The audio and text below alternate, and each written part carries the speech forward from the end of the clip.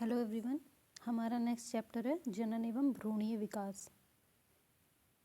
ठीक है, ये वाला चैप्टर है हमारा। क्वेश्चन आंसर से स्टार्ट करते हैं।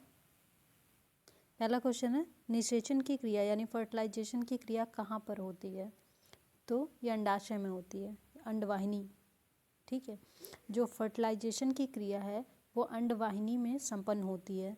यहाँ पर जो नर युग्मक होता है जिसको शुक्राणु बोलते हैं, वो मादा युग्मक जिसको अंडाणु बोलते हैं, निषेचन क्रिया के द्वारा युग्मनज यानी जाइगोट का निर्माण होता है, जो कि द्विगुणित डाइप्लॉइड होता है। ठीक है, डाइपोलाइड बोलते हैं उसको, और विकास कर शिशु का निर्माण करता है। मनुष्य के जन्म का समय निषेचन के बाद आदर्श रूप से 266 दिन या 38 सप्ताह का होता है। ठीक है, क्वेश्चन नंबर सेकंड, मानव में शरीर के निम्नलिखित में से किस एक में शुक्राणु डिंब को निषेचित करता है? तो यह है डिंब वाहिनी। पुरुष का शुक्राणु महिला के डिंब यानी ओवम बोलते हैं इसको को डिंब वाहिनी नली, ठीक है, फैलोपियन ट्यूब में से निषेचित करता है। एक पूरा प्रोसेस है बेबी के बनने में। ठीक है, तो कहाँ पे शुक्राणु जाएगा, कहाँ अंडाणु जाएगा, कहाँ वो पर्टिकुलर जो फैलोपियन इसको ट्यूब बोल रहा है वहाँ पे निषेचित होगा, पूरा प्रोसेस है वो। ठीक है, आ जाइए नेक्स्ट क्वेश्चन देखते हैं। क्वेश्चन नंबर थर्ड, मादा जनन पथ में पहुँचने के पश्चात मानव शुक्राणु अपनी निषेचन क्षमता सुरक्षित रखते हैं कितने टाइम के लिए? तो ये 1 से 2 दिन के लिए होता है। टाइमिंग देख लिए 48 से 72 घंटे। क्वेश्चन नंबर 4, मानव भ्रूण का हृदय कब स्पंदन करने लगता है? जो भ्रूण है, ठीक है, अपने परिवर्धन के चतुर्थ सप्ताह में। मानव भ्रूण ह्यूमन एम्ब्रॉय का हृदय अपने परिवर्धन यानी डेवलपमेंट के चतुर्थ या पंचम सप्ताह में स्पंदन यानी उसमें धड़कन जैसा वो जो फीलिंग है वो आने लगती है।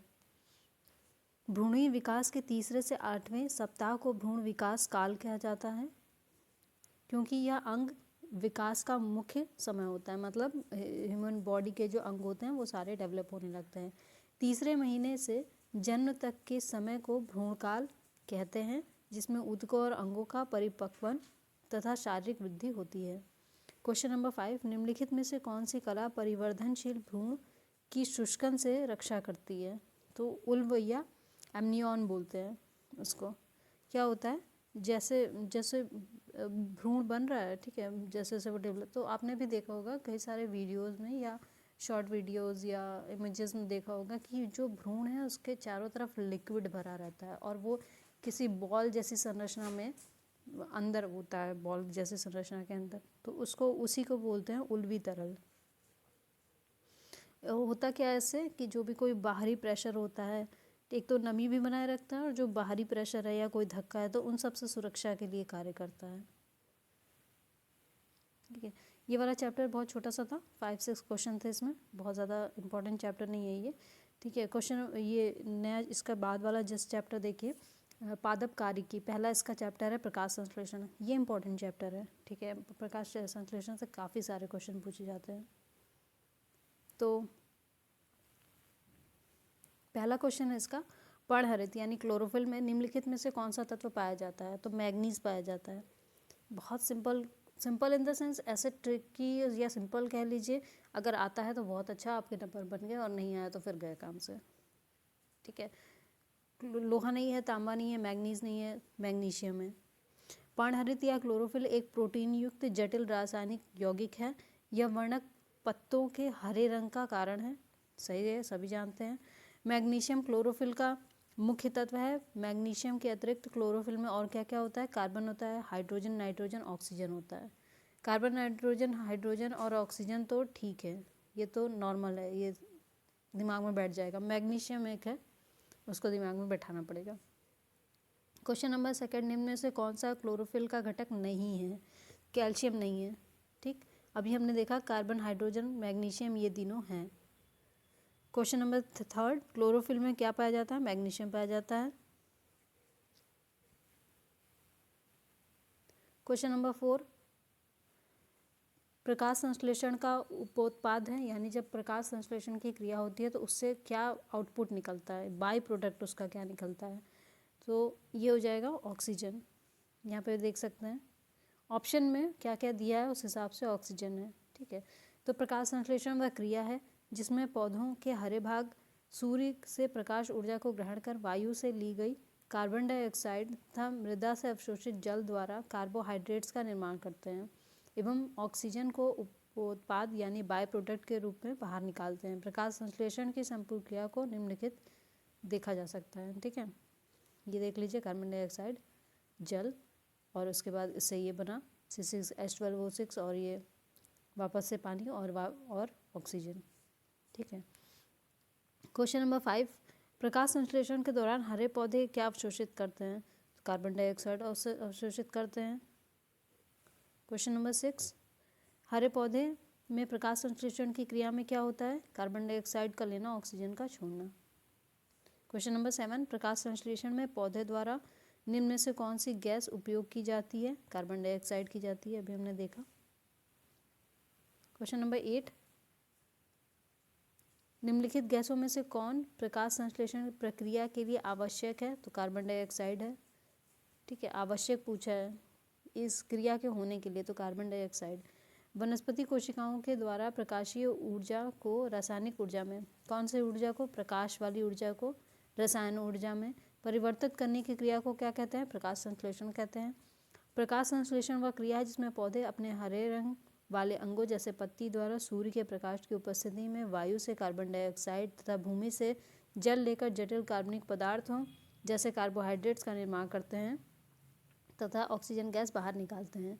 जल, कार्बन डाइऑक्साइड, सूर्य का प्रकाश, क्लोरोफिल प्रकाश संश्लेषण के लिए आवश्यक अवयव हैं, ठीक है। जल है, कार्बन डाइऑक्साइड है, सूर्य का प्रकाश है, क्लोरोफिल है। क्वेश्चन नंबर 9, हरे पौधों का द्वारा प्रकाश संश्लेषण प्रक्रिया में प्रयुक्त सौर ऊर्जा का रूपांतरण किस रूप में होता है, तो रासायनिक ऊर्जा के रूप में, अभी हमने देखा यहाँ पे ऊपर वाले जस्ट क्वेश्चन में। क्वेश्चन नंबर 10, प्रकाश संश्लेषण प्रक्रिया के लिए निम्नलिखित में से किसकी उपस्थिति आवश्यक नहीं है, तो ऑक्सीजन की नहीं है, क्योंकि ये तो बाहर निकलता है, मतलब ये बाई प्रोडक्ट के रूप में निकलता है और बाकी सब तो से ही काम होता है, मतलब ये ऐसा है कि मशीन को चलाने के लिए ऑक्सीजन चाहिए। प्रकाश संश्लेषण की क्रिया में पौधे हरे रंग वाले अंगों जैसे पत्ती द्वारा सूर्य के प्रकाश की उपस्थिति में वायु से कार्बन डाइऑक्साइड तथा भूमि से जल लेकर, ठीक है, हमने ये ऑलरेडी पढ़ रखा है। क्वेश्चन नंबर 11, ऑक्सीजन जो प्रकाश संश्लेषण से उत्पन्न होती है आती है, जल से आती है, ठीक है। क्वेश्चन नंबर 12, प्रकाश के निम्नलिखित प्रकारों में से किनका पौधों द्वारा तीव्र अवशोषण होता है,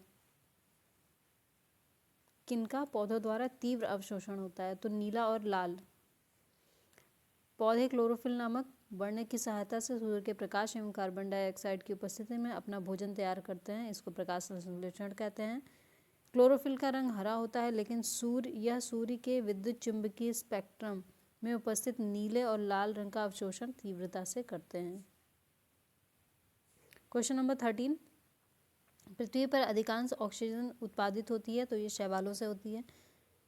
जो कुल प्रकाश संश्लेषण का जो टोटल 90% भाग जलीय पौधों यानी शैवालों से मिलता है, ठीक है। इनमें से 80 से 85% भाग समुद्र में शैवालों द्वारा और 5 से 10% भाग नदी, तालाब आदि में होता है। देखिए 90% जो है वो जलीय पौधे वो शैवाल दोनों को मिला के बता रहा है। तो जलीय पौधों में दो चीज़ें आप कर लीजिए, एक तो समुद्र वाला हो गया जिसमें शैवाल आ गए, वो 80 to 85% चला जाएगा। दूसरा नदी तालाब आ गया जिसमें 5 to 10% आ जाएगा। हरे पौधे द्वारा प्रकाश संश्लेषण की क्रिया में कार्बन डाइऑक्साइड का अवशोषण एवं कार्बोहाइड्रेट और ऑक्सीजन का उत्पादन होता है। क्वेश्चन नंबर 14, प्रकाश संश्लेषण होता है दिन में अथवा रात्रि में, देखिए दोनों में होता है। प्रकाश संश्लेषण हरे पौधों में होने वाली एक क्रिया है जिसमें भोजन पदार्थों का निर्माण होता है, ऊर्जा प्राप्त होती है और मतलब इस क्रिया में प्रकाश ही ऊर्जा प्रदान करता है। और प्राकृतिक रूप से पौधे सूर्य के प्रकाश से ऊर्जा ग्रहण करते हैं, लेकिन समुद्री शैवाल जो होते हैं वो चंद्रमा के प्रकाश में यह क्रिया करते हैं। तथा विद्युत प्रकाश में भी पौधों में प्रकाश संश्लेषण की क्रिया होती है। विद्युत प्रकाश में नहीं है, आजकल देख रहे हैं बहुत जगह मिट्टी भी ज़रूरत नहीं होती है, सूर्य की रोशनी भी ज़रूरत नहीं होती है, वो लाइट में ही सब्जियां उगा दे रहे हैं लोग। तो ठीक है, सही है, अगर ऑप्शन जैसा ऑप्शन वैसा आंसर। क्वेश्चन नंबर 15, पौधे व पेड़ का खाना तैयार करने की क्रिया क्या कहलाती है? तो ये कहती है फोटोसिंथेसिस। क्वेश्चन नंबर काफ़ी पुराना हो गया है, वरना ऐसे क्वेश्चन अब नहीं आते हैं। वह क्रिया जिसके द्वारा पौधे अपना भोजन तैयार करते हैं कौन सी कहलाती है? प्रकाश संश्लेषण, ऑप्शन सी। क्वेश्चन नंबर 17, प्रकाश संश्लेषण में क्या होता है? क्लोरोप्लास्ट में होता है। ये कहाँ पे होता है पूछा है? होता है क्लोरोप्लास्ट में। ठीक है, क्लोरोप्लास्ट नामक कोशिकांग में जैव रासायनिक क्रिया प्रकाश संश्लेषण संपन्न होती है। क्लोरोप्लास्ट में हरे रंग का वर्ण क्लोरोफिल पाया जाता है। क्वेश्चन नंबर 18, प्रकाश संश्लेषण हेतु सर्वाधिक क्रियाशील प्रकाश है लाल। अभी हमने देखा लाल, और कौन सा था बताइए, एक सेकंड यहाँ पे देख लीजिए।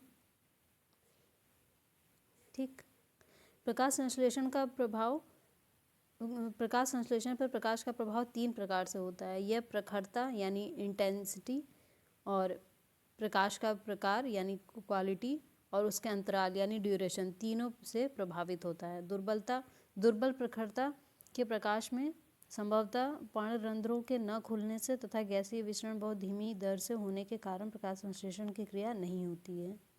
मतलब अगर प्रॉपर धूप नहीं मिल पा रही है, और इसके अलावा जो पर्ण के रंध्र होते हैं वो भी खुले नहीं होते हैं, या गैस का विसरण बहुत धीमी गति से हो रहा होता है, तो प्रकाश संश्लेषण की क्रिया नहीं हो पाती है। जैसे जैसे प्रकाश की तीव्रता बढ़ती है, प्रकाश संश्लेषण की क्रिया आरंभ हो जाती है तथा गति प्राप्त करती है। विभिन्न तरंगदैर्ध्यों के प्रभाव के संबंध में अधिकतम प्रकाश संश्लेषण लाल प्रकाश में, यानी कि 650 नैनोमीटर की बात कर रहा है जिसकी तरंगदैर्ध्य हो, और द्वितीयक अधिकतम, दूसरा जो अधिकतम होगा वो नीले की बात कर रहा है जो 475 नैनोमीटर में पाया जाता है। हालांकि पर्णहरित लाल प्रकाश की अपेक्षा नीला प्रकाश अधिक अवशोषित करता है, परंतु प्रकाश संश्लेषण में सर्वाधिक प्रयोग लाल प्रकाश का ही होता है। देखिए, एक तो ये हो गया कि सर्वाधिक की बात हो रही है, ठीक है, और अधिक की बात हो रही है, दो चीज़ें हैं। जैसे ये कह रहा है, एक सेकेंड, जैसे ये कहना चाह रहा है कि पर्णहरित जो है वो लाल प्रकाश की अपेक्षा नीला को अधिक अवशोषित करता है। ये तो हो गया कि अधिक अवशोषित किसको कर रहा है? नीला को। लेकिन सर्वाधिक प्रयोग इसका संश्लेषण में जो मेनली जो ज़्यादा प्रयोग किया जा रहा है वो लाल का ही किया जा रहा है, दो अलग बात हो गई। ठीक है, क्वेश्चन नंबर 19, प्रकाश संश्लेषण में कौन सा प्रकाश सबसे अधिक प्रभावकारी होगा? तो लाल हो जाएगा। क्वेश्चन नंबर 20, प्रकाश संश्लेषण में सूर्य के प्रकाश की कौन सी रश्मियों का पर्णहरित द्वारा सर्वाधिक? तो लाल हो जाएगा। क्वेश्चन नंबर 21, सही का लाल प्रकाश का तरंगदैर्ध्य बैंगनी से कम है, नहीं है, गलत है। ऑप्शन भी देखिए, लाल प्रकाश का तरंगदैर्ध्य बैंगनी से ज़्यादा है, ये बात सही है। तरंगदैर्ध्य किसका ज़्यादा है? जो लाल है उसका ज़्यादा है। ठीक है, लाल का तरंगदैर्ध्य सबसे अधिक है, लेकिन आवृत्ति फिर सबसे कम हो जाएगी, एकदम अपोजिट होता है उसमें। और इसी तरह बैंगनी का उससे थोड़ा कम है तो आवृत्ति अधिक हो जाएगी। कृत्रिम प्रकाश प्रकाश संश्लेषण का कारण हो सकता है। सूर्य का प्रकाश प्रकाश संश्लेषण के लिए आवश्यक है। बल्ब आदि के तीव्र कृत्रिम प्रकाश में भी प्रकाश संश्लेषण की क्रिया होती है, सभी जानते हैं। क्वेश्चन नंबर 23, प्रकाश संश्लेषण का रासायनिक ऊर्जा में रूपांतरण निम्नवत होता है। तो प्रकाश संश्लेषण द्वारा होता है। फोटोसिंथेसिस क्या होता है? लाइट एनर्जी केमिकल में कन्वर्ट हो जाती है। क्वेश्चन नंबर 24, निम्नलिखित में कौन सा एक प्रक्रम प्रकाश संश्लेषण में सम्मिलित है? आई थिंक बी वाला ऑप्शन होना चाहिए, इसके देख लेते हैं एक बार। 24, इसका ऑप्शन बी सही है। ठीक है, ये बोल रहा है कि कौन सा एक प्रक्रम होगा प्रकाश संश्लेषण में? तो प्राप्यतम ऊर्जा होगी वो स्थितिज ऊर्जा में परिवर्तित होती है और संचित हो जाती है। इसका एक्सप्लेनेशन देख लेते हैं। प्रकाश संश्लेषण की क्रिया पौधों में, ठीक, सूर्य के प्रकाश को रासायनिक ऊर्जा में परिवर्तित किया जाता है। यह ऊर्जा बाद में पौधों की विभिन्न क्रियाओं में प्रयुक्त होती है। इस रासायनिक ऊर्जा का संचयन कार्बोहाइड्रेट अणुओं यथा शर्करा के रूप में होता है, जिसका संश्लेषण कार्बन डाइऑक्साइड जल की सहायता से किया जाता है। वो वाला जो अभी इक्वेशन हमने देखा था वो याद ध्यान अगर होगा तो, कार्बन डाइऑक्साइड और जल ले रहे थे, ठीक है। रासायनिक ऊर्जा एक प्रकार की स्थितिज ऊर्जा है जो परमाणुओं व अणुओं के बंधन बॉन्ड में संचित होती है। प्रकाश संश्लेषण की क्रिया 2 चरणों में संपन्न होती है। पहले चरण में प्रकाश पर निर्भर प्रतिक्रियाओं के द्वारा प्रकाश की ऊर्जा एटीपी और NADPH के ऊर्जा संचित करने वाले अणुओं के निर्माण में प्रयुक्त होती है। दूसरे चरण में प्रकाश की स्वतंत्र प्रतिक्रियाओं द्वारा इन उत्पादों का प्रयोग कार्बन डाइऑक्साइड के संग्रहण और न्यूनीकरण में किया जाता है। क्वेश्चन नंबर 25, प्रकाश संश्लेषण की प्रक्रिया में एटीपी के कितने अणु ग्लूकोज के प्रत्येक अणु के संश्लेषण में शामिल होते हैं? तो ये 18 हो जाएगा, 18।